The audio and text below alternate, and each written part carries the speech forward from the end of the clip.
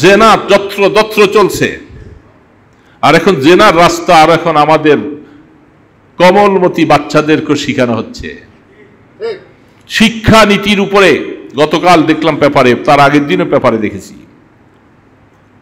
সপ্তম শ্রেণী এবং ষষ্ঠম শ্রেণীর এই কোমলমতি ছেলেগুলাকে মেয়েগুলাকে তাদের পাঠ্যপুস্তকে, বিজ্ঞান বইতে, সমাজ চর্চা বইতে, এগুলার মধ্যে আসছে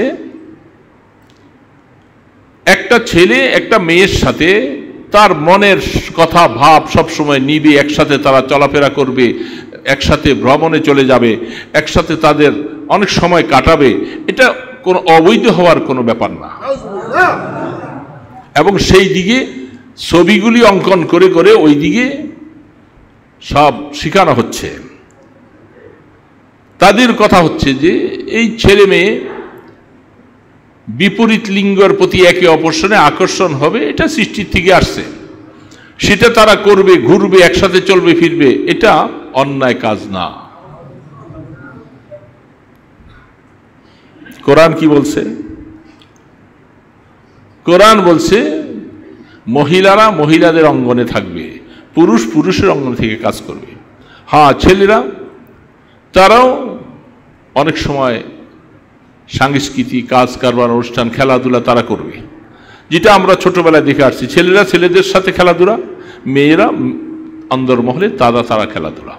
কিন্তু এখন আমাদের পাঠ্য বইয়ের মধ্যে ওই দিকে আমাদেরকে নিয়ে যাওয়া হচ্ছে যে ছেলে মেয়ে তারা একসাথে একসময় ঘুরতে যাবে, একসাথে বসবে, একসাথে পাশাপাশি বসে তাদের মনের কথাটা মেয়ের কাছে বলবে, মেয়ের কথাটা ছেলের কাছে বলবে। এটা কোনোভাবে বাধা দেওয়ার কোনো অবকাশ নেই এবং এটা শরীয়ত বিরোধী কোনো কথা নয়।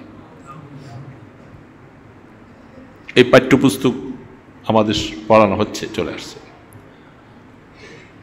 যেখানে আল্লাহ রাব্বুল আলামিন একটা পার্টিশন দিয়েছেন, ছেলে এবং মেয়ের সাথে পার্টিশন রাখছেন শরীয়ত। সেই পার্টিশনটা যদি কেউ উঠাইয়ে দেয়, সেখানে নেগেটিভ পজিটিভ একসাথে হবে, বিস্ফোরণ ঘটবে, জাতি ধ্বংস হয়ে যাবে। আপনারা সেই পার্টিশন আল্লাহ পাক শরীয়তের পক্ষ থেকে দিয়েছেন। সেই শরীয়তের পক্ষ থেকে পার্টিশনটা শুধু থাকবে, সবাই চলবে, শুধু একমাত্র নিজের 14 জন ছাড়া, আত্মীয়দের আপনজনের মধ্যে 14 জন ছাড়া সবখানে পার্টিশন বহাল থাকবে। যে 14 জনের সাথে বিবাহ শাদী শরীয়তে হারাম, এই 14 জন ছাড়া অন্য কোথাও পার্টিশন উঠাতে পারবে না, সেখানে পার্টিশন রেখেই কাজ করতে হবে। এখন পুরা সমাজ, যেখানে এই সমাজের মানুষগুলাকে, আগামী প্রজন্মগুলাকে আপনি ধরে রাখতে পারবেন না জেনার থেকে, অপকর্ম থেকে তাকে ফিরেতে পারবেন না।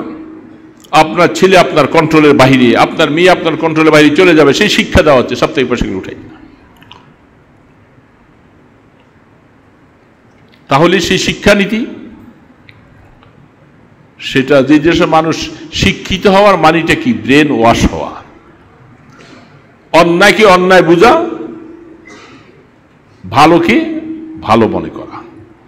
যাদের শিক্ষার মধ্যে এই নীতিমালা থাকবে, সেই ছেলেগুলি জীবনে শাইন করবে, তারা উন্নতি সাধন করবে। এখন যে ক্যাটাগরিতে আমাদেরকে নিয়ে যাওয়া হচ্ছে আমাদের সন্তানগুলাকে, তাহলে আমরা অবশ্যই আগামী প্রজন্ম জেনা ওপেন চলতে থাকবে, কুকুরের মতো যেমন সারা রাস্তায় চলতে থাকে, এগুলিও দেখে দেখে অনেক যুবক যুবতীরা তারা জিনা শিখে। আগে অনেক সময় কুকুরগুলি মেরে ফেলা হতো, এত বেশি সমাজের মধ্যে যেন, এখন এগুলাকে মারা নিষেধ। আপনারা খেয়াল করেন নাই, আমি অনেক সময় মাঝে মধ্যে অনেক কিছু চিন্তা করি। সেটা হলো, আগে আমরা ছোটবেলার থেকে জানতাম কুকুরনি তাদের একটা সময় আছে, সেই সময় মতো তাদের যৌবনটা উতাল দিয়ে উঠে, তখন তারা মিলিত হয়, সেখানে তাদের যৌনখিদা নিবারণ হয়। এটা আমরা দেখেছি শ্রাবণ ভাদ্রে। এখন কুকুরিরা সারা বৎসর তারা যৌনখিদা নিবারণ করে, যেটা এখন জায়গার থেকে এই সমাজের যুবক যুবতীরা দেখে দেখে তারাও এরকম প্রত্যেকটা রাস্তায় ঘাটে তাদের যৌনখিদা নিবারণের রাস্তা খুঁজে বের করেছে। এটা আল্লাহ পাকের একটা অভিশাপ এই জাতির জন্য। আপনি ধরে রাখতে পারছেন না আগামী প্রজন্ম। শিক্ষানীতির মাধ্যমে তাদের ব্রেন ওয়াশ হবে তো দূরের কথা, তারা এখন চরিত্রহারা হয়ে যাবে। যেমন পশ্চিমারা, তাদের কাছে বিবাহ শাদী লাগে না, যাকে পছন্দ তার পছন্দ সেভাবে তার মিলবে, এই জন্য সেখানে বাবার কোনো পরিচয় নাই। একটা ছাত্রী একটা মেয়ে ভর্তি করতে গেলে সেখানে মায়ের পরিচয় তারা ভর্তি হয়, তার বাবার কোনো পরিচয় নেই, যেটা আমরা বাস্তবতায় শুনছি এবং পেপারে পত্রিকা বিভিন্ন জায়গায় আমরা দেখেছি। কেন বাবার পরিচয় নাই? কারণ তারা বহু ঘাটের পানি খায়, বহু পুষ্কুনিতে ডুব দেয়। এখন কার থেকেই সন্তান আসলো সে পরিচয় সে দিতে পারবে না, সেই হিসাবে বাবার কোনো পরিচয় নেই, মায়ের পরিচয় তারা ভর্তি হয় তাদের লাইফ। হাইওয়ান জানোয়ারের মতো, যখন কুকুরের কোনো পরিচয় নাই, কুকুর যায় তার বাচ্চাগুলোকে পারে। মোরগের পরিচয় নাই, মুরগি তার বাচ্চাগুলোকে দেখশন করে। পাঠার পরিচয় নাই, শুধু বকরিটাই শুধু তার বাচ্চাগুলোকে দেখে। এটা সব জানোয়ারের খাসলত। এই জানোয়ারের খাসলতটা সব পশ্চিমারা ধরে রাখছে। তাদের কাছে বিবাহ শাদী আবার কিসের, যাকে যার মন দেওয়া নেওয়া পছন্দ হলো সে চলে গেল। এখন সেইটা আমাদের দেশে বাস্তবায়ন হতে যাচ্ছে আপনার সন্তানদের মাধ্যমে, আপনার ছেলে মেয়েদের উপরে। আপনি বাবা কিছু করতে পারবেন না, কিছুই করতে পারবেন না, কারণ তাকে ওই যে রাস্তায় নিয়েছেন আপনি, সেই রাস্তাটাই নিরাপদ রাস্তা না। যারা নিরাপদ রাস্তার দিকে আপনাকে রাহনুমাই করবে, রাস্তা দেখাবে, এদেরকে আপনারা অবজ্ঞা করেন, এদেরকে অভক্তি করেন, এদেরকে আপনার কাঠমোল্লা বলেন, এদেরকে টুপিওয়ালা দাড়িওয়ালা বলেন, বিভিন্ন কথা বলেন। এই জন্য সেই রাস্তায় আপনারা যাচ্ছেন। আপনার কি গর্ব? সুদে টাকা কামাই করে, ঘুষ নিয়ে, হারাম পয়সা উপার্জন করে, ফাঁকিবাজি দিয়ে উপার্জন করে করে এই ছেলে মেয়েদের জিনার রাস্তা খুলে দিচ্ছেন। আপনার এই বাচ্চাগুলি যখন কলেজে ভার্সিটিতে বিভিন্ন জায়গায় যায়, কোথায় থাকে? রাত্রের 12টা-1টা পর্যন্ত। কোন ক্লাবে জিজ্ঞাসা করেছেন? খবর নিয়েছেন আপনি বাবা?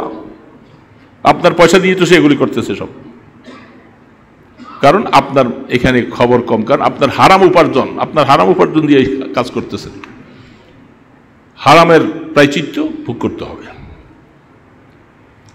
আল্লাহ রাব্বুল ইজ্জত কালামে মজিদের মাধ্যমে পুরা উম্মতের হেদায়েতের ফয়সালা করেছেন। আমি 2টা আয়াত তেলাওয়াত করেছি। এই আয়াতের সাথে উম্মতে মুসলিমার কি দায়িত্ব, কি জিম্মাদারি, এই সম্পর্কে আল্লাহ পাক বিশদভাবে বয়ান করেছেন। তাফসীরওয়ালারা তার ব্যাখ্যা লিখতে গিয়ে অনেক লেখা লিখেছেন। প্রথম আয়াতটা তেলাওয়াত করেছি, ওয়াতাসিমু বিহাবলিল্লাহি জামিয়া ওয়ালা তাফাররাকু। মুসলিম জাতিকে আল্লাহ পাক সম্বোধন করে বলছেন। হাবলুন শব্দের অর্থ রশি। আল্লাহ পাক তার রশিকে মজবুতভাবে ধরার জন্য সমস্ত মুসলিম জাতিকে বলছেন। এখানে রশি বলতে কি বোঝাচ্ছেন এবং ধরা বলতে কি বোঝাচ্ছেন? আল্লাহ রাব্বুল ইজ্জত আমরা যারা এখানে আছি এবং আসব এবং যারা সারা পৃথিবীতে মুসলিম জাতি আছি, কোরআন সকলের জন্য পাথেয়, আর কোরআনের নির্দেশ মানা প্রত্যেকটা মুসলিম জাতির জন্য ফরজ। মা লাহা ওয়া মা আলাইহা, কোরআনের বিষয়বস্তুগুলাকে জীবনের সর্বক্ষেত্রে পালন করা, আমল করা মুসলিম জাতির জন্য অপরিহার্য। তো আল্লাহ রাব্বুল আলামিন মুসলমানদেরকে সম্বোধন করে বলছেন, যেহেতু মুসলিম জাতির জন্যই কোরআন হেদায়েতের চাবিকাঠি, অমুসলমানরা তারা অনেকেই হেদায়েত প্রাপ্ত হবে না। যেখানে আল্লাহ পাক বলতেছেন, খালাকনাকুম ফামিনকুম মুমিন ওয়া মিনকুম কাফির, আমি তোমাদেরকে সৃষ্টি করেছি, তোমাদের মধ্যে একটা সম্প্রদায় মোমেন হবে, আরেকটা সম্প্রদায় অমুসলমান কাফের হবে। যেহেতু কাফের হয়ে যারা থাকবে তারা কোরআন থেকে কোনো উপদেশ তারা নিতে পারবে না।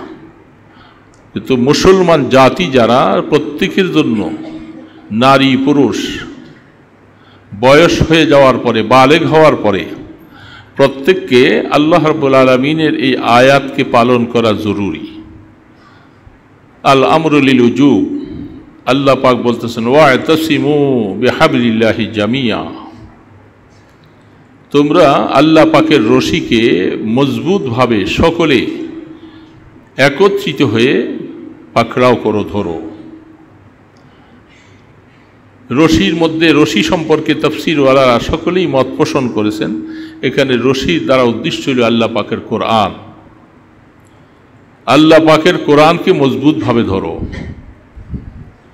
এবং এই কোরআন যেন তোমাদের হাত থেকে ছুটে না যায়। এই মজবুতভাবে ধরার জন্য দুইটা কথা তাফসীরে বলছেন। একটা হলো আতিউ আল্লাহ ওয়া আতিউ রাসূল, আল্লাহ এবং তার রসুলের আনিত সমস্ত নির্দেশাবলী তোমাদের জীবনে বাস্তবায়ন করা লাগবে। এটা হলো কোরআনকে পাকড়িয়ে ধরার মূল চাবিকাঠি। আতিউ আল্লাহ ওয়া আতিউ রাসূল, কিছু কিছু জায়গার মধ্যে আমাদের কিছু ভাইয়েরা অনেক সময় এই আয়াতের ব্যাখ্যাটা দিতে গিয়ে তারা ভুল দিয়েছিলেন, তো সেইখানে আর বলার সুযোগ ছিল না। আল্লাহ পাক বলছেন তোমরা আল্লাহ পাকের আনুগত্য করো, আল্লাহ পাকের কথার আনুগত্য করো এবং রসুলের কথার আনুগত্য করো। দুইজনের পাশেই আতিউ শব্দটা ব্যবহার করেছেন, এতাআত। এই আতিউ শব্দটা আল্লাহর সাথে বলছেন এবং রসুলের সাথে বলছেন, আতিউ আল্লাহ ওয়া আতিউ রাসূল। অন্য আয়াতের মধ্যে বলছেন ওয়া উলিল আমরে মিনকুম। তিনি বলতে গিয়ে বলতেছিলেন যে এতাআত শব্দটা আনুগত্য করা আল্লাহ এবং রসুলের, সেখানে উলিল আমরে শব্দটা যেটা বলা হচ্ছে, তোমাদের মধ্য থেকে কোরআন এবং হাদিসের উপরে যারা পারগ্রম, যারা কোরআন এবং হাদিসকে বুঝি শুনে আল্লাহ এবং রসুলের এতাআত করে জীবনকে তৈরি করেছেন, তাদের কথাও তোমরা শোনো। তো সেই ক্ষেত্রে বলতে গিয়ে তিনি বলছেন আল্লাহ পাকের সাথে যেমন আতিউ শব্দ আসছে এবং রসুলের সাথে যেমন আতিউ শব্দটা আসছেন, এতাআত শব্দটা আসছেন, উলিল আমরের সাথে এতাআত শব্দটা নাই। বিধায় এই উলিল আমরের দ্বারা সাহাবায়ে কেরামকে মেনশন করে বলছেন এবং সেই ক্ষেত্রে বলতে গিয়ে তিনি বলছেন শুধু দিন আল্লাহ এবং রসুল থেকে নিতে হবে, সাহাবাদের থেকে নিতে হবে, এটা এই আয়াতে বোঝা যায় না। যেহেতু সেখানে উলিল আমরের এতাআতের কথাটা এখানে নাই, শুধু এতাআত করব কার? আল্লাহর এবং রসুল। তো দিনটা নিতে হবে আল্লাহর থেকে, তো ডাইরেক্ট নেওয়া যাবে না, রসুল থেকে। এই জন্য শুধু রসুল থেকে দিন নিতে হবে। তাহলে পরবর্তী ওয়ালারা যারা আছে তাদের থেকে দিন নেওয়ার কথা হলে সেখানে এতাআত শব্দটা তাদের সাথে আল্লাহ লাগাতেন, যেহেতু লাগায় নাই সেই হিসাবে সাহাবায়ে কেরামকে সত্যের মানদণ্ড বলা যাবে না। এই হলো তার দলিল। সেই দলিলটা আসলে একেবারে একটা খোরা দলিল, বাজে কথা, সে কোরআন বুঝে নাই। এইখানেও আয়াতের মধ্যে আল্লাহ পাক বলছেন, আরো কোরআনের মধ্যে বহুত আয়াত আসছে, সূরা আল ইমরানের মধ্যে আয়াত আসছেন, সূরা নিসার মধ্যে আসছেন, সেখানে আতিউ আল্লাহ ওয়ার রাসূল বলছেন। সেইখানে রসুলের সাথে এতাআত শব্দটা আল্লাহ বলেন নাই, এখানে এতাআত শব্দটা শুধু আল্লাহর সাথে ব্যবহার করেছেন, আতিউ আল্লাহ ওয়ার রাসূল। একটা ওয়া দিয়া আতিফা শব্দ ব্যবহার করে রসুলের সাথে এতাআত শব্দটা আনেন নাই। তাহলে এখানে কি জবাব দিবে? যদি এতাআত শব্দটা না লিখার কারণে উলিল আমরে বলতে সাহাবাই কেরাম সত্যের মানদণ্ড যদি হবে না, এটা তোমার এই দলিল হয়, তাইলে এইখানে তো আল্লাহ পাক শুধু আল্লাহর সাথে আত্মীয় শব্দ ব্যবহার করেছেন, রসুলের সাথে ব্যবহার করেন নাই, তাহলে দিন রসুল থেকেও নেওয়া যাবে না? কথাটা বড় সূক্ষ্ম কথা, এটা বুঝতে অনেকে খুব খেয়াল করে বুঝলে বোঝা হবে। তার কথা হলো যে কোরআনে আল্লাহ পাক আতিউল্লাহ ওয়া আতিউর রাসূল ওয়া উলিল আমরি মিনকুম বলছেন। আল্লাহ পাক বলছেন তোমরা আল্লাহ পাকের হুকুম মানো, রসুলের এতাআত করো। উলিল আমরের মধ্যে এতাআত শব্দ নাই, আনুগত্য করার কথা নাই, তাদের থেকে কথা নেওয়ার কোনো রকমের আত্মীয় শব্দ নাই, বিধায় উলিল আমরের দ্বারা সাহাবায়ে কেরাম এবং তাদের থেকে পড়ে। তো তাদের কথা নেওয়ার জন্য এমনভাবে এতাত করার জন্য আল্লাহ বলে নাই, বিধায় সাহাবায়ে কেরাম সত্যের মানদণ্ড না। আপনারা বুঝছেন কথাটা এখন না বুঝেন না এখনো? সাহাবায়ে কেরাম কি সত্যের মানদণ্ড? এই ক্ষেত্রে চুপ থাকলে গুনাহ হবে। সাহাবায়ে কেরাম সত্যের মানদণ্ড? কতগুলি কথা আছে, চুপ থাকা যাবে না। সেখানে আকীদার প্রশ্ন, ঈমানের প্রশ্ন। তো যে জন্য এই কথা, এই যুক্তি দিয়া যদি সাহাবায়ে কেরামকে আনুগত্য করার শব্দটা আল্লাহ ব্যবহার না করে থাকেন, শুধু আল্লাহ এবং রসুলের ব্যাপারে, তাহলে এই আয়াতে কি জবাব দিবেন? এইখানেও আল্লাহ পাক বলছেন আতিউল্লাহ ওয়ার রাসূল, এখানে এতাআত শব্দটা রসুলের সাথে নাই। এতাআত শব্দ না থাকার কারণে যদি রসুলকেও তো বাদ দিতে হবে তোমার কথা অনুযায়ী, আনুগত্য করতে হবে শুধু আল্লাহর। তো আল্লাহ পাকের আনুগত্য করে কি দ্বীন ইসলাম পালন করা যাবে? ওইটা বুঝে নাই সে। এই জন্য আল্লাহ সুবহানাহু ওয়া তাআলা এই সমস্ত কিছু খোরা কথা দিয়ে যুক্তি দেওয়া, সকল আহলে সুন্নাত ওয়াল জামাতের আকীদা বিশ্বাস, আল্লাহ পাক সাহাবায়ে কেরামকে রসুলের আদর্শ হিসাবে বানিয়ে বলছেন যে সাহাবায়ে কেরামরা সত্যের মানদণ্ড, তাদের থেকে তাদেরকে সত্যের মানদণ্ড না বানাইলে দ্বীন ইসলামের অস্তিত্ব থাকবে না। আপনি দ্বীন নিবেন কার থেকে? সাহাবায়ে কেরাম নিছেন কার থেকে? বলেন, কার থেকে নিছে? রসুল থেকে নিছেন। তো সাহাবায়ে কেরাম সত্যের মানদণ্ড নিয়েছেন রসুল থেকে। রসুল বলছেন সাহাবায়ে কেরামকে ফলো করো, তোমরা হেদায়েত পেয়ে যাবা। তো সাহাবায়ে কেরামকে বাদ দিলে দ্বীন ইসলামের অস্তিত্ব থাকবে না। তো যাই হোক, সেটা একটা ভিন্ন কথা। তো আল্লাহ সুবহানাহু ওয়া তাআলা বলছিলেন যে আমাদেরকে আল্লাহ পাকের রশিকে, কোরআনকে মজবুতভাবে ধরার জন্য। তো কোরআনকে মজবুতভাবে ধরতে যাইয়া কিভাবে ধরব? ধরার মানে হইল আতিউল্লাহ, আল্লাহ পাকের সমস্ত কথার উপরে আনুগত্য পেশ করা, এবং রাসূল সাল্লাল্লাহু আলাইহি সাল্লাম থেকে যে দ্বীন ইসলামের যাবতীয় কথা আসছে এগুলাকে পরিপূর্ণ জীবনে বাস্তবায়ন করা। যারা আল্লাহ পাকের এই কোরআনকে মজবুতভাবে ধরতে বলছেন, ইতিসাম শব্দটা যেটা আল্লাহ পাক কোরআনে ভাষা বলছেন, আল ইতিসাম হুয়া তামাসসুক, এমন মজবুতভাবে ধরা যেটা ছুটে না যায়। তাহলে আল্লাহ পাকের কোরআনকে মজবুতভাবে ধরতে যায়, কোরআনের মধ্যে যা কিছু আছে, কোরআনে আদেশ আছে, নিষেধ আছে, সেই আদেশ এবং নিষেধগুলি প্রত্যেকটা মুসলিম জাতি পুরোপুরিভাবে ধরা মানে আমল করা, নিজের জীবনে বাস্তবায়ন করা। এখন আমাদের সমাজে আমরা মুসলিম জাতি যারা দাবিদার, আমাদের ছেলে মেয়ে, বন্ধু বান্ধব, ভাই বোন, কোরআনের উপরে আমাদের কি 16 আনা আমল আছে? তাহলে ইতিসাম শব্দ পাওয়া গেল। আল্লাহ পাকের কোরআনকে মজবুতভাবে ধরার হুকুমের মধ্যে আইসা আমরা বিচ্ছিন্ন হয়ে পড়লাম। এই বিচ্ছিন্নতাটা ইসলামী একমাত্র একটা ধর্ম যেটার মাধ্যমে সমস্ত বিচ্ছিন্নতাকে রসুল আইসা দূর করেছিলেন।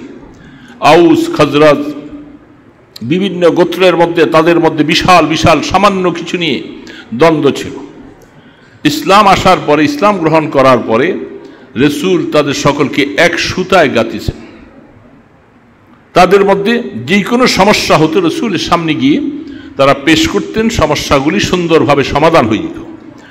সেটাই একমাত্র গ্রন্থ কোরআন। এখন রসুল নাই, কোরআন তো আছে, হাদিস তো আছে, সাহাবায়ে কেরামের আদর্শ তো আছে। এখন মুসলিমদের মধ্যে এত বিচ্ছিন্নতা কেন? যারা এত বিচ্ছিন্নতাবাদী আমরা তৈরি করছি, তার মানে হচ্ছে কোরআনকে যথাযথভাবে আমরা মানি নাই। সামনে আয়াতের মধ্যে যে আল্লাহ পাক বলছেন যে তোমরা আল্লাহর কোরআনকে মজবুতভাবে ধরো, তার মানে হলো কোরআনের যাবতীয় আদেশগুলি তোমাদের জীবনে পরোক্ষভাবে হোক প্রত্যক্ষভাবে হোক তোমাদেরকে এটা মানতে হবে। যতক্ষণ পর্যন্ত তুমি না মানবা ততক্ষণ পর্যন্ত তুমি আল্লাহ পাকের কোরআনের হক আদায় করো নাই। নিজের মুসলিমের উপরে সন্দেহ হয়ে গেল। আমি যে মুসলিম, আমার যে দায়িত্ব জিম্মাদারি, সেই দায়িত্বের মধ্যে আমার ত্রুটি হয়েছে। সামনে যে আয়াত আসতেছে এটার সাথে আর সম্পর্ক,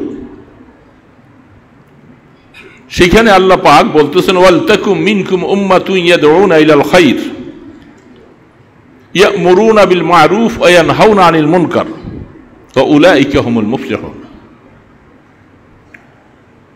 যেহেতু প্রত্যেকটা ঈমানদারের এনফেরাদি দাওয়াত যেটাকে বলা হয়, পৃথক পৃথকভাবে প্রত্যেকটা ঈমানদার তার অধীনস্থ হোক, তার বড় হোক অথবা তার সমতুল্য হোক, প্রত্যেকটা মানুষের কাছে দাওয়াত দেওয়া জরুরি। বুঝতে হবে কথাগুলি।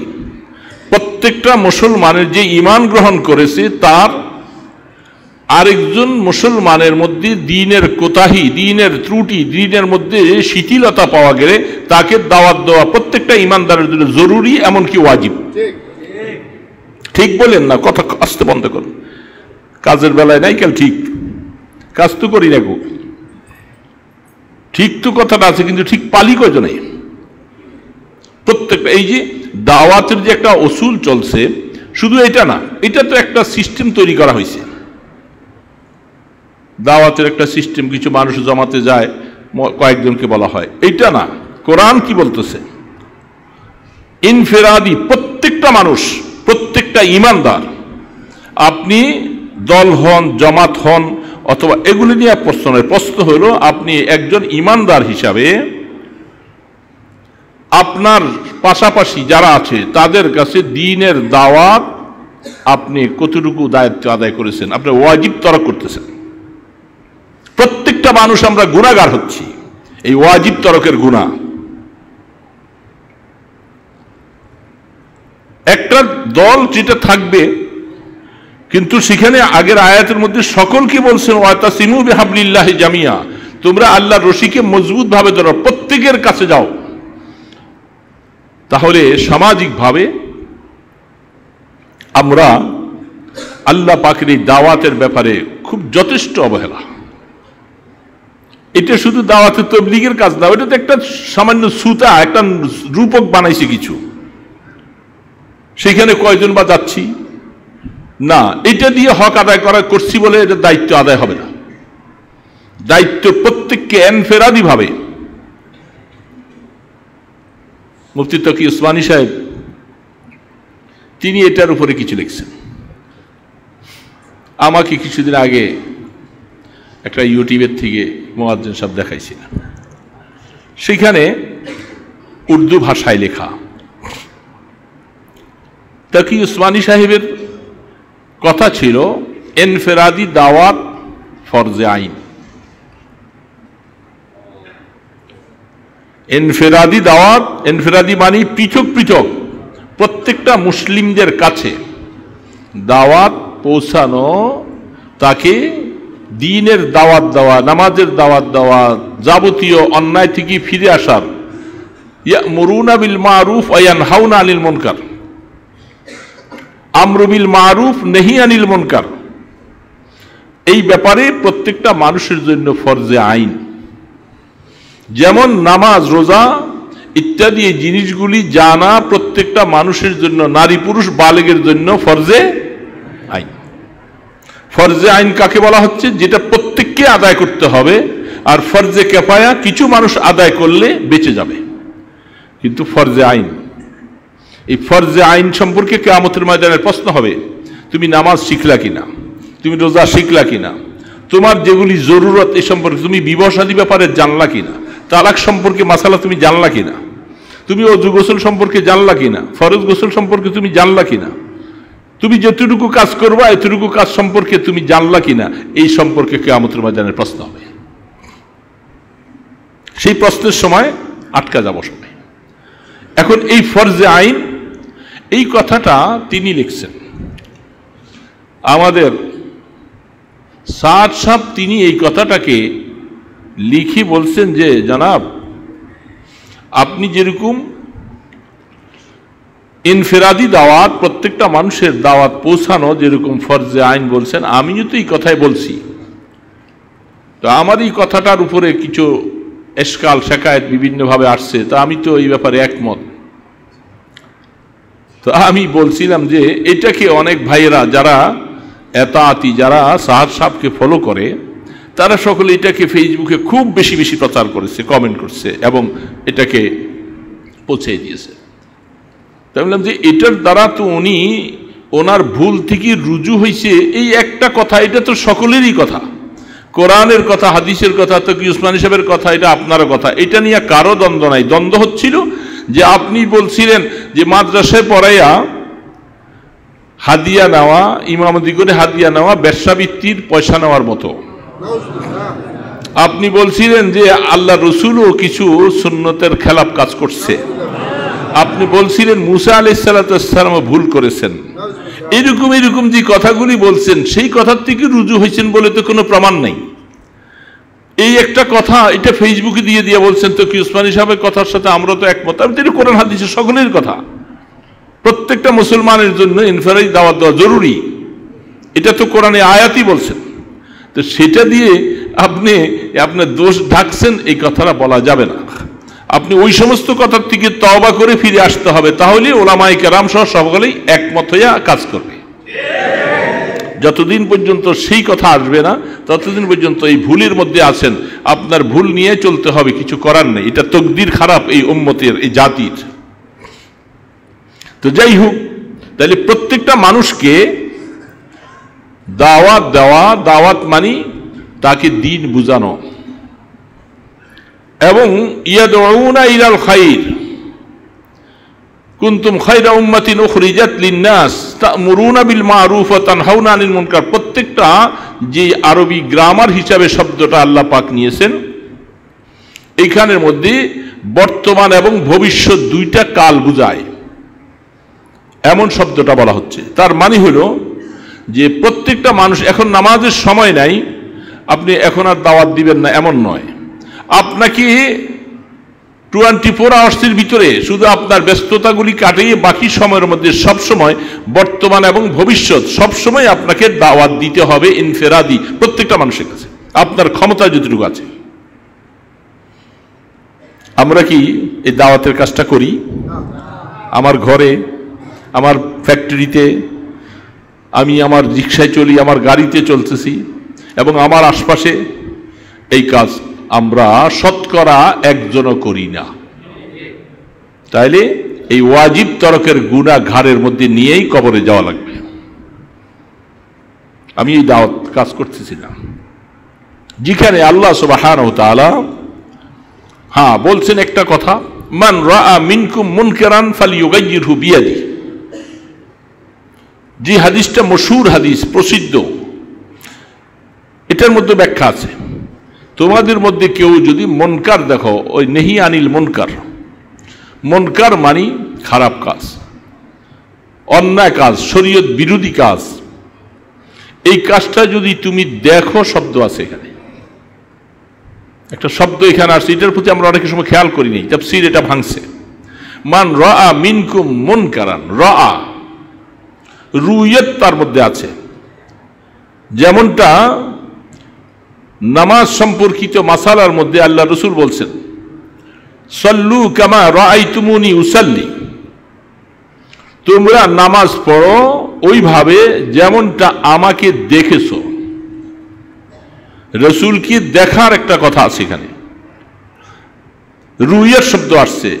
রসুল কি যেভাবে নামাজ পড়তে দেখেছো, রসুল যেভাবে নামাজ পড়ছে এমন নয়, বরং রসুলকে নামাজ পড়তে যেভাবে দেখেছো শব্দ আছে। দেখার একটা শব্দ আল্লাহ পাক লাগাই দিয়েছেন, রসুল লাগাইছেন। রসুল কিভাবে হাত বাঁধছে, কিভাবে রুকু করেছে, কিভাবে সেজদা করেছে, কিভাবে আত্মাহিত করেছেন, কিভাবে করেছেন, সব কিছু কাজ যেভাবে তোমরা তো দেখছে। কারা ওই সময় ওই জমানায়? বলেন কারা দেখছে? আসছে। সাহাবাদেরকে বাদ দিয়া দিনের কোনো অস্তিত্বই থাকে না। রসুলের কাজ দেখেছেন সাহাবারা, এই জন্য রসুল তাদেরকে বলছেন তোমরা এখন দিন নিতে হবে সাহাবাদের থেকে। সাহাবার পরে তাবিন, তাবিন পরে তবে তাবিন, মুজতাহিদিন, মুতাকাদ্দিমিন, সালফে সালেহিন, এইভাবে আসতে আসতে আসতে এই জামানা পর্যন্ত এই ধরনের রুইয়ত দেখার শব্দটা আছে। কি বলা আছে না? যেমন আমি আমার ওস্তাদকে দেখেছি, তিনি তার ওস্তাদকে দেখেছে, তিনি তার ওস্তাদকে দেখেছেন। যেমন হাদিসের সনদের মধ্যে তিনি কার কাছ থেকে, তিনি কার কাছ থেকে, তিনি কার কাছ থেকে জিতি জিতি জিতি জিতে একেবারে রাসূল সাল্লাল্লাহু আলাইহি ওয়াসাল্লাম পর্যন্ত। এই জন্য লাউলাল ইসনাদ, যদি সনদ না থাকবে আল্লাহ তাআলা দিন সম্পূর্ণ বরবাদ হয়ে যাবে। এই জন্য ইসনাদ জরুরি। এই জন্য সাহাবায়ে কেরাম কি রসুল বলছেন তোমরা আমাকে নামাজ পড়তে যেমন দেখেছো, যার কারণে আমাদের ভাই বন্ধুরা এখন কথা বলার দরকার নাই, সেদিকে গেলে কথা অন্যদিকে চলে যাবে। আমাদের লামাযহাবী ভাইরা যারা আছে তারা তো এখন আমল করতেছেন, হাত উঠানো ইত্যাদি ইত্যাদি। আমার মাঝে মধ্যে আশ্চর্য লাগে, একটা রাকাত পড়ি ওনারা বসে, তুমি কোন অসুস্থতা হইলা, তুমি কেন বসো, তুমি কোন মাজুর? এক রাকাত পড়েই কিন্তু উনি বসবে, দ্বিতীয় রাকাতে উঠার আগে উনি একবার একটু বসবে, বৈশা এরপর আবার উঠে। আপনারা খেয়াল করেন, আমরা এগুলো খেয়াল করছি অনেক। তো উনি এক রাকাত পড়ে বসলা কেন? এই এক রাকাত নামাজ পড়তে পড়তে একবারে ক্লান্ত হয়ে গেছে, ওনাকে একটু বসতে হবে, এরপর আবার দাঁড়াইতে হবে। আর ওনারা বলে থাকেন এই দাওয়াতের কাজ এটা বেদাত, এই যে দাওয়াতের তাবলীগের যে কাজ চলছে সেটা বেদাত। হ্যাঁ, বেদাত বললে এতটুকু বলতে পারেন, সেটা হলো এইভাবে জমাত বাইন্দা এতজন হইয়া এইভাবে গাছতে যাওয়া ইত্যাদি, এগুলো নিয়ে তুমি বলতে পারো হ্যাঁ এটা সঠিক। আর কিন্তু দাওয়াত এনফেরাদি হোক ইজতেমাই হোক সকলের জন্য জরুরি জিনিস, সেই জরুরি জিনিসটাকে তোমরা বেদাত বলতেছো, আর এটার কোনো ভিত্তি নেই বলতেছো। যেটা আমাদের সৌদি আরবের মতো দেশে তারা পর্যন্ত দাওয়াতের কাজটাকে বন্ধ করে দিছে, সেখানে দাওয়াতের কাজ চলবে না। তারা কিছুতে কিছু বলে মক্তবে যাও, ওখানে যাও, সেখানে জিজ্ঞাসা করো। আরে সেখানে অনেক কষ্ট করে দাওয়াতের কাজ করা হয়, চুপচাপ করে কোনো ঘর ভাড়া নিয়ে। আমি জেদ্দাতে 2-3বার অ্যাটেন্ড করেছিলাম, সেখানে ঘর ভাড়া নিয়ে চুপচাপ করে কোনো মসজিদে কাজ করা যাবে না। তো সৌদিকে বুঝাইছে, কারণ সৌদিকে ফলো করেই তো আমাদের দেশের সালাফিরা চলে, তারা সৌদিকে পুরা ফলো করে। অথচ কোরআন হাদিসে সৌদি তাদেরকে বোঝানো হয়েছে, অথচ তাদের মধ্যে বড় বড় মুফতি, গ্র্যান্ড মুফতি সবাই আছে, বড় বড় ইমাম সাহেবেরা আছে। থাকলে কি হবে, তাদের জবান বন্ধ। কিছু কথা বলবেন, আপনাকে নিয়ে গুম করে এমন জায়গায় নিয়ে যাবে, নিখোঁজ হয়ে যাবেন 2-4 বছর, কোনো খবর থাকবে না। তাহলে কোরআন বলতেছে দাওয়াত জরুরি জিনিস, ইনফিরাদি ফরজে আইন, ওয়াজিব তো অবশ্যই। আর সেই কাজকে আমাদের ওই ভাইয়েরা বলে যে এটা করা যাবে না। এই জন্য দাওয়াতে তাবলীগ দেখলে, কিছু গাছের কাজ দেখলে এদের কপালটা ভাঁজ হয়ে যায়, কুচকি উঠে। অথচ আল্লাহ পাক বলতেছেন প্রত্যেকটা মানুষকে আল্লাহর কোরআনের উপরে আমল করা, এটা দাওয়াত দেওয়া প্রত্যেকটা মানুষের জন্য জরুরি।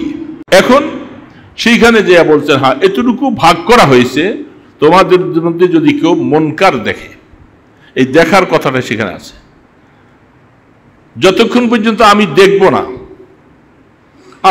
আমার সামনে জিনা হচ্ছে, আমার সামনে মদ খাচ্ছে, আমার সামনে বিভিন্ন রকমের ব্যভিচার আচরণ হচ্ছে, সেই ক্ষেত্রে মান রাআ মিনকুম ফালিয়ুগাইয়িরহু বিয়াদি, তিনটা স্তর শরীয়তে কেন রাখলেন?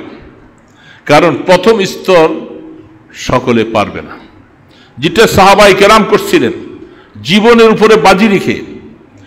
তার জীবন চলে যেতে পারে, কিন্তু তারপরও সে মুনকারকে দেখলে সেখানে তিনি প্রতিহত করছেনই, কারণ তারা জান আর মালটাকে আল্লাহ রাস্তায় ব্যয় করা অনেক বেশি আনন্দ মনে হতো। এখন আপনি যদি মুনকারকে নিষেধ করতে যায়া দেখা যাচ্ছে যে আপনার জীবন নাশের হুমকি চলে আসছে, সেই ক্ষেত্রে আপনাকে দ্বিতীয় স্তর বলছে ফাইল্লাম ইয়াস্তাতি, যদি তুমি এই কাজের মধ্যে শক্তি রাখো না মানে এই চুপচাপ সহজভাবে নয়, মানে শক্তি আমি প্রয়োগ করতে গেলে সেখানে আমার জীবন নাশের অবস্থা চলে, এই পর্যায় পর্যন্ত যখন তুমি যেতে পারলা না, তাহলে ফাবিলিসানি, তুমি কমপক্ষে জবানটাকে খুলে দুইটা কথা বলবা, তোমার জবানটা সেখানে তুমি ব্যবহার করবা যে ভাই এই পাপাচার, এই অন্যায় কাজ এটা বন্ধ করুন, আপনি যে কাজটা করছেন এটা খুব খারাপ কাজ, শরীয়তে গর্হিত কাজ, এই কাজটা বন্ধ করুন। এই কথা এই দেশের সুদখোরদেরকে কে বলবে? ম্যাক্সিমাম মানুষ সব সুদখোর, হাজি সাহেব, গাজী সাহেব, অমুক সাহেব, তমুক সাহেব, আমরা সব সুদি কাজ কারবারে সব জড়িত। এখন আপনি সুদের কথা কাকে বুঝবেন? জেনা যত্র চলছে, আর এখন জেনার রাস্তা আর এখন আমাদের কমলমতি বাচ্চাদেরকে শেখানো হচ্ছে। শিক্ষা নীতির উপরে গতকাল দেখলাম পেপারে, তার আগের দিনও পেপারে দেখেছি, সপ্তম শ্রেণী এবং ষষ্ঠম শ্রেণীর এই কোমলমতি ছেলেগুলাকে মেয়েগুলাকে তাদের পাঠ্যপুস্তকে, বিজ্ঞান বইতে, সমাজ চর্চা বইতে, এগুলার মধ্যে আসছে একটা ছেলে একটা মেয়ের সাথে তার মনের কথা ভাব সবসময় নিবে, একসাথে তারা চলাফেরা করবে, একসাথে ভ্রমণে চলে যাবে, একসাথে তাদের অনেক সময় কাটাবে, এটা কোনো অবৈধ হওয়ার কোনো ব্যাপার না। এবং সেই দিকে ছবিগুলি অঙ্কন করে করে ওই দিকে সব শেখানো হচ্ছে। তাদের কথা হচ্ছে যে এই ছেলে মেয়ে বিপরীত লিঙ্গের প্রতি একে অপর সঙ্গে আকর্ষণ হবে, এটা সৃষ্টির থেকে আসছে, সেটা তারা করবে, ঘুরবে, একসাথে চলবে ফিরবে, এটা অন্যায় কাজ না। কোরআন কি বলছে? কোরআন বলছে মহিলারা মহিলাদের অঙ্গনে থাকবে, পুরুষ পুরুষের অঙ্গন থেকে কাজ করবে। হ্যাঁ, ছেলেরা তারাও অনেক সময় সাংস্কৃতিক কাজ কারবার, অনুষ্ঠান, খেলাধুলা তারা করবে, যেটা আমরা ছোটবেলায় দেখে আসছি। ছেলেরা ছেলেদের সাথে খেলাধুলা, মেয়েরা অন্দরমহলে তারা খেলাধুলা। কিন্তু এখন আমাদের পাঠ্য বইয়ের মধ্যে ওই দিকে আমাদেরকে নিয়ে যাওয়া হচ্ছে যে ছেলে মেয়ে তারা একসাথে একসময় ঘুরতে যাবে, একসাথে বসবে, একসাথে পাশাপাশি বসে তাদের মনের কথাটা মেয়ের কাছে বলবে, মেয়ের কথাটা ছেলের কাছে বলবে। এটা কোনোভাবে বাধা দেওয়ার কোনো অবকাশ নেই এবং এটা শরীয়ত বিরোধী কোনো কথা নয়। এই পাঠ্যপুস্তক আমাদের পড়ানো হচ্ছে, চলে আসছে, যেখানে আল্লাহ রাব্বুল আলামিন একটা পার্টিশন দিয়েছেন, ছেলে এবং মেয়ের সাথে পার্টিশন রাখছেন শরীয়ত। সেই পার্টিশনটা যদি কেউ উঠাইয়ে দেয়, সেখানে নেগেটিভ পজিটিভ একসাথে হবে, বিস্ফোরণ ঘটবে, জাতি ধ্বংস হয়ে যাবে। আপনারা সেই পার্টিশন আল্লাহ পাক শরীয়তের পক্ষ থেকে দিয়েছেন। সেই শরীয়তের পক্ষ থেকে পার্টিশনটা শুধু থাকবে, সবাই চলবে, শুধু একমাত্র নিজের 14 জন ছাড়া, আত্মীয়দের আপনজনের মধ্যে 14 জন ছাড়া সবখানে পার্টিশন বহাল থাকবে। যে 14 জনের সাথে বিবাহ শাদী শরীয়তে হারাম, এই 14 জন ছাড়া অন্য কোথাও পার্টিশন উঠাতে পারবে না, সেখানে পার্টিশন রেখেই কাজ করতে হবে। এখন পুরা সমাজ, যেখানে এই সমাজের মানুষগুলাকে, আগামী প্রজন্মগুলাকে আপনি ধরে রাখতে পারবেন না জেনার থেকে, অপকর্ম থেকে তাকে ফিরেতে পারবেন না। আপনার ছেলে আপনার কন্ট্রোলের বাইরে, আপনার মেয়ে আপনার কন্ট্রোলের বাইরে চলে যাবে, সেই শিক্ষা দেওয়া হচ্ছে সাপ্তাহিক পাশে উঠাই। তাহলে সেই শিক্ষানীতি, সেটা যে দেশের মানুষ শিক্ষিত হওয়ার মানিটা কি? ব্রেন ওয়াশ হওয়া, অন্যায়কে অন্যায় বোঝা, ভালোকে ভালো মনে করা। যাদের শিক্ষার মধ্যে এই নীতিমালা থাকবে সেই ছেলেগুলি জীবনে শাইন করবে, তারা উন্নতি সাধন করবে। এখন যে ক্যাটাগরিতে আমাদেরকে নিয়ে যাওয়া হচ্ছে আমাদের সন্তানগুলাকে, তাহলে আমরা অবশ্যই আগামী প্রজন্ম জেনা ওপেন চলতে থাকবে, কুকুর কুকুরের মতো যেমন সারা রাস্তায় চলতে থাকে, এগুলিও দেখে দেখে অনেক যুবক যুবতীরা তারা জিনা শিখে। আগে অনেক সময় কুকুরগুলি মেরে ফেলা হতো, এত বেশি সমাজের মধ্যে যেন, এখন এগুলাকে মারা নিষেধ। আপনারা খেয়াল করেন নাই, আমি অনেক সময় মাঝে মধ্যে অনেক কিছু চিন্তা করি। সেটা হলো, আগে আমরা ছোটবেলার থেকে জানতাম কুকুর কুকুরনি তাদের একটা সময় আছে, সেই সময় মতো তাদের যৌবনটা উতাল দিয়ে উঠে, তখন তারা মিলিত হয়, সেখানে তাদের যৌনখিদা নিবারণ হয়। এটা আমরা দেখেছি শ্রাবণ ভাদ্রে। এখন কুকুর কুকুরিরা সারা বৎসর তারা যৌনখিদা নিবারণ করে, যেটা এখন জায়গার থেকে এই সমাজের যুবক যুবতীরা দেখে দেখে তারাও এরকম প্রত্যেকটা রাস্তায় ঘাটে তাদের যৌনখিদা নিবারণের রাস্তা খুঁজে বের করেছে। এটা আল্লাহ পাকের একটা অভিশাপ এই জাতির জন্য। আপনি ধরে রাখতে পারছেন না আগামী প্রজন্ম।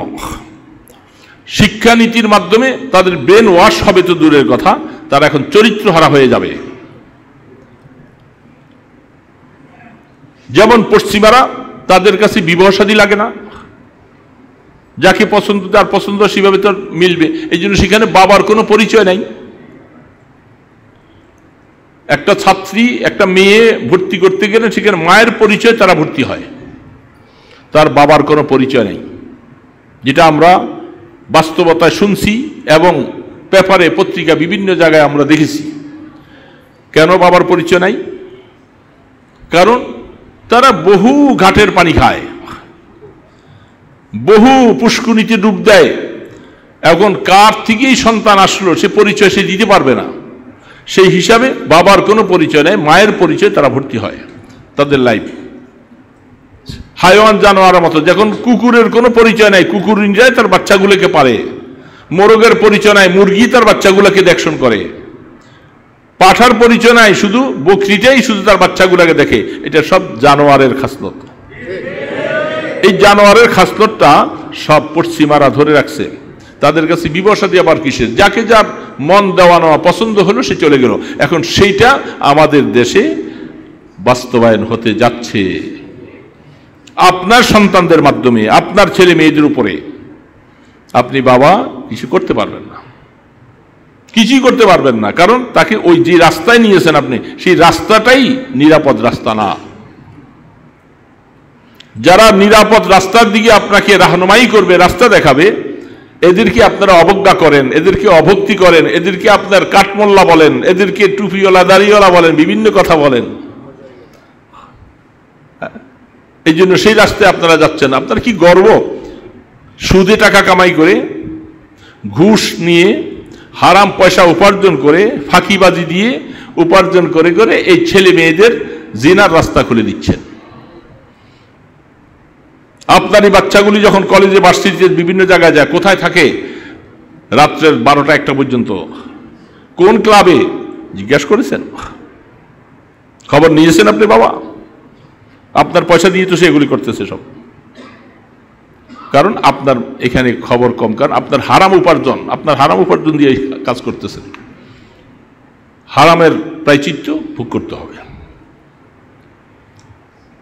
এই জন্য তো বলতেছিলাম, এখন আল্লাহ সুবহানাহু তাআলা এই দাওয়াতটাকে এত বেশি গুরুত্ব দিয়েছেন। এখন যদি মুনকার যদি পর্যন্ত আপনি যে দেখছেন, তাহলে আপনি সেখানে যখন জীবনের নিরাপত্তা হারা হয়ে যাবে তখন আপনাকে জবানটা কমপক্ষে ব্যবহার করতে হয়। হ্যাঁ, এখন দেখতেছেন অবস্থা এমন যে সমাজ চলে আসছে, এখন একটা ভালো কথা বলছেন, একজনকে মানুষকে কিছু কথা বলছেন, সে উল্টা আপনার উপরে ক্ষিপ্ত হয়ে মাথা বাড়ি দিয়ে আপনার মাথা ফাটিয়ে ফেলছে। এই সমাজ আজ থেকে অনেক বছর আগের কথা। এই পৌর পাঠাগারটা যখন ছিল, এখানে আমাদের এই মহল্লায় থাকতো, ওরা রিকশায় একটা মেয়েকে জোরপূর্বক ধরে উঠে নিয়ে যাচ্ছে, চিচির মিচির করতেছে, ও দাঁড়ানো ছিল এখানে। তার নাম আব্দুল জলিল। সে একটু আগে যে বলছিল যে ভাই মেয়েটাকে ছেড়ে দাও, কি করতেছো? শুধু কথাটা বলছে, মেয়েকে তো ছাড়ছে, আইসা তার পেটের মধ্যে ছুরি মেরে দিল শেষে। অনেক বছর আগের কথা। একটা অন্যায়ের প্রতিবাদ করতে যায় সে ছুরি খাইয়া শেষে এল। এখনকার, আজ থেকে অনেক বছর আগের কথা। আর এখনকার সময়, এখনের সময় আপনি যখন আপনি জবানটা খুলে যখন তাকে এই মুনকারের ব্যাপারে যখন তাকে আপনি প্রতিবাদ করতে যাবেন, সেখানে ভালো তো ভালো, যদি ভালো না হয় তাহলে আপনার কপালও খারাপ হতে পারে। এই জন্য শরীয়ত এই সমস্ত ক্ষেত্রের মধ্যে যে আবার 3 নম্বর স্তর রাখছে।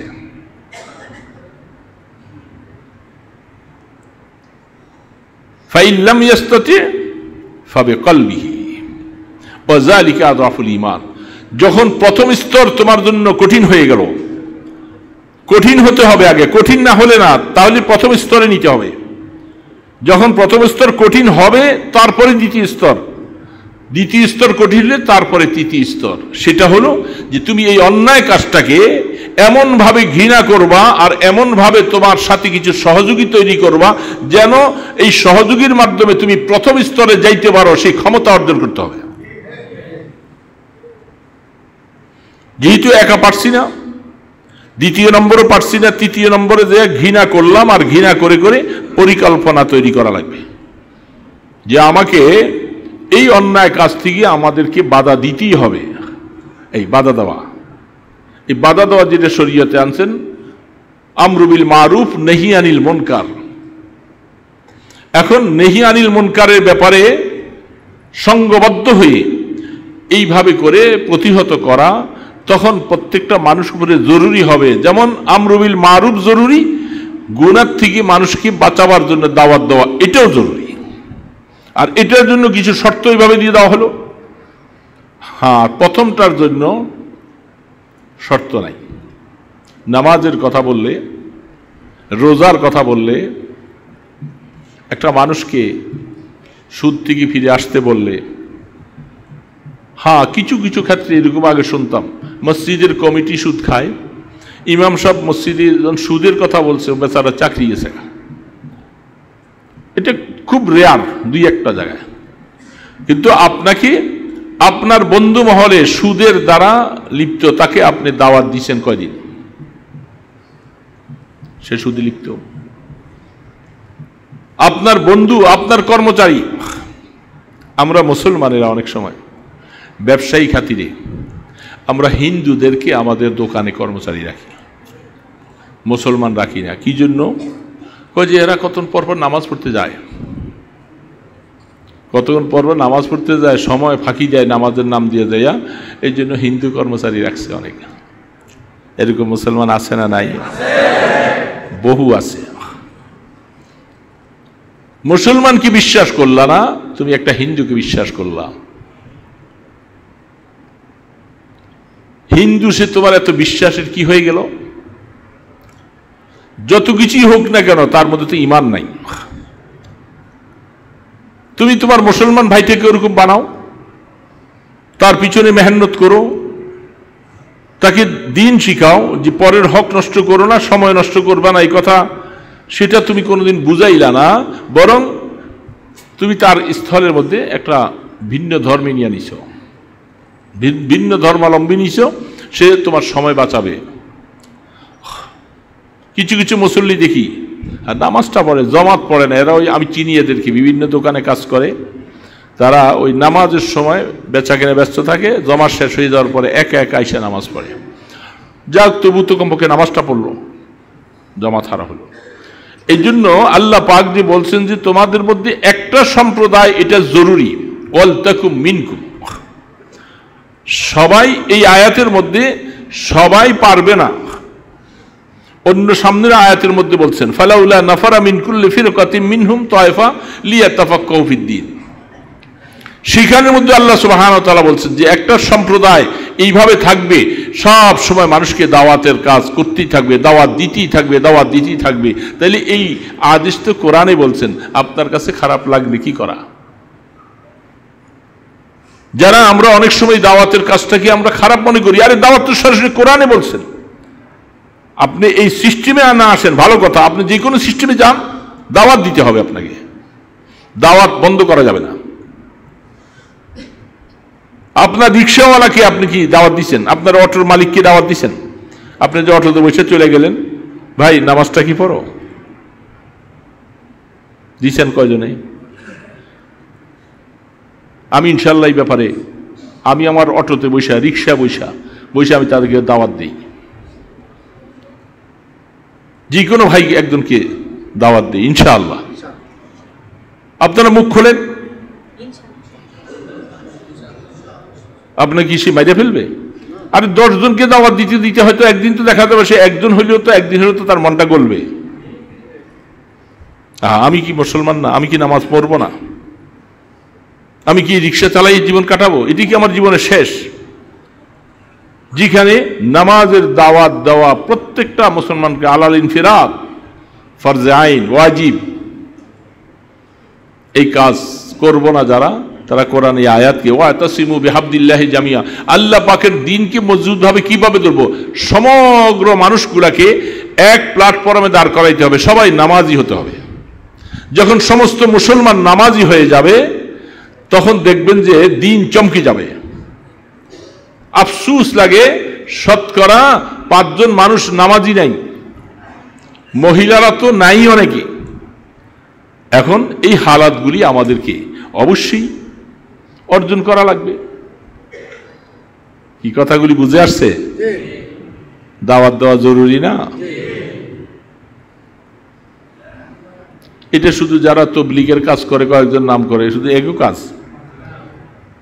এরাও তো সামান্য সবসময় দেয় না, মাঝে মধ্যে কখনো কখনো একটু গেল, কিন্তু না, আল্লাহ পাকের কোরআনের শব্দটা হইল সব সময় দিতে হবে। আপনার হায়াতের সবসময় যখনই সুযোগ পাবেন আপনি দাওয়াতের কাজ করবেন, দাওয়াতের কাজ করতে হবে।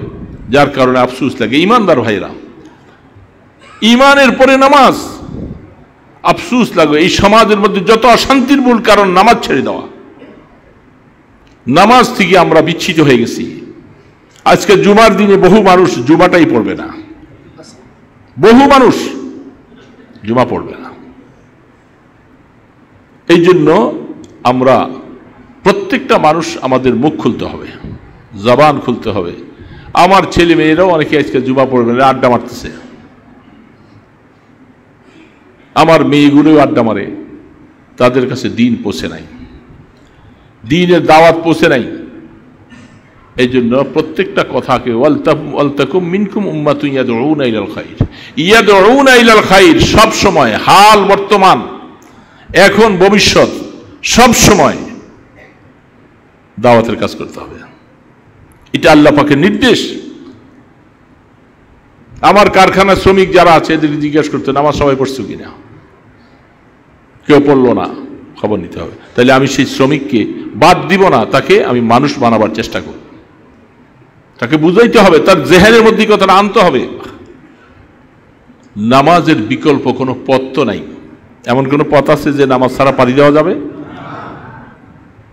বহুত যুবকরা আছে এখানে যারা মাঝে মধ্যে এক ওয়াক্ত নামাজ পড়ে।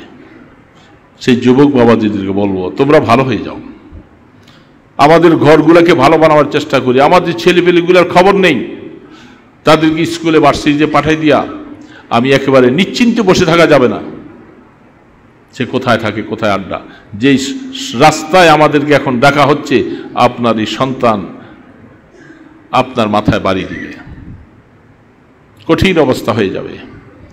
এই জন্য ওই আমি গতকাল বলছিলাম, ওই যে কোর্টের এখানে মাহফিলে গেছিলাম, সেইখানে বলছিলাম একটা কথা,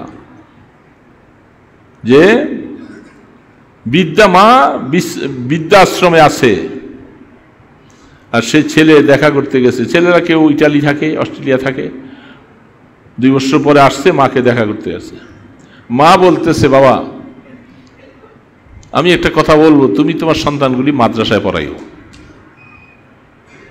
ছেলে বলে, মা এটা কি বললা?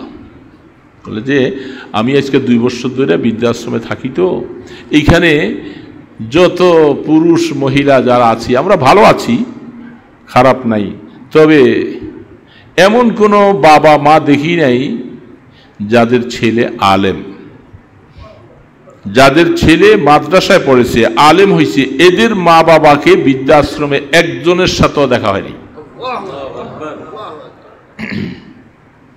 সব বিদেশি প্রবাসী ইংরেজি শিক্ষিতওয়ালা সব এদের মা বাবাই বৃদ্ধাশ্রমে। কারণ আলেম ছেলে তার মা বাবাকে বৃদ্ধাশ্রমে পাঠায় না।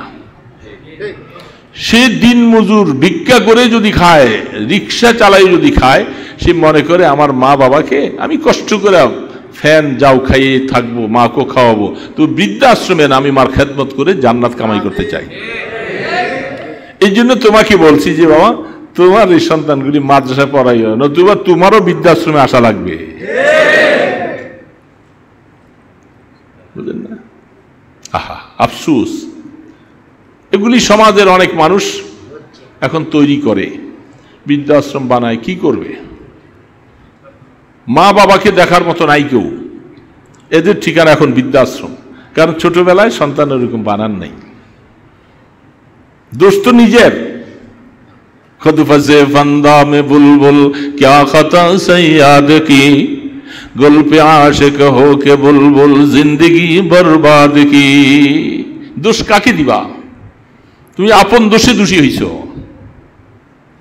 তোমার সন্তানকে ওই রাস্তায় বানাও নাই তুমি, দোষ তোমার। এখন সন্তান অপারগ হইয়া তার বউ শ্বশুর শাশুড়ি খেদমত করবো, আবার বাহ, কষ্ট করে বিয়ে অনার্স পড়ছি, মাস্টার্স পড়ছি, এই বুড়া বুড়ির এই খেদমত করার জন্য, এদের পাকশক করে খাওয়াবার জন্য? হ্যাঁ, এরা ময়লা হয়ে থাকবে। আমাদের একটা ওয়েট আছে না, একটা প্রেস্টিজ আছে না? এই জন্য এখন বেচারায় অপারক, কি করবে? না বউ ছাড়তে পারে, না পোলাবান ছাড়তে পারে। এই বুড়া বুড়িরে দিয়ে আসো, নিয়া ওই যে জায়গা মতো ভবঘুরে দিয়ে আসো বৃদ্ধাশ্রমে। ওই বেটা কপালই খারাপ, কপালই খারাপ। কার কপাল খারাপ হয়ে যায় জানি না। এই জন্য সন্তানকে ওই রাস্তায় বানাও, ওই রাস্তায় উঠাও যেটা আল্লাহর কোরআনের কথা। এগুলি আমাদের পছন্দ লাগে না, ভালো লাগে না।